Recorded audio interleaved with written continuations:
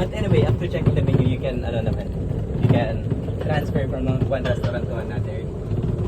Magkalapit lang. Opo, magkalapit naman.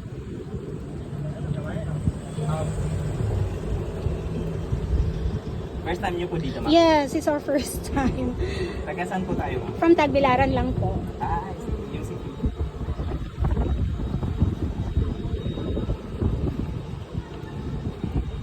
Just here nga nag-open na po kasi kaya pinuntahan namin. Yeah, actually, we just opened at August 8. This month na po.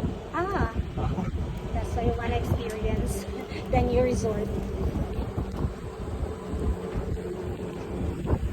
It's fun. Maybe you can make it till sunset time because we will be having a sunset ritual, which is the mermaid tail or the Serena ritual. It starts at the lobby, but the ending of the story will be at the beach. The March map. Maybe you can witness later. Yeah, we will. Normally the ritual starts at 5:30 or between 5:30 or 6 p.m. during sunset times. We will try.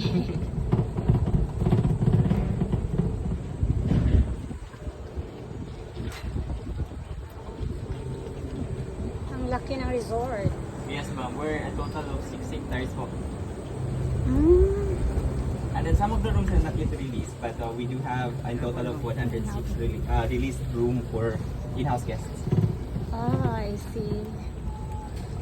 So we will go at Manja or you'll check with Uma first? We'll check na lang here. Okay. Then we will transfer na lang if...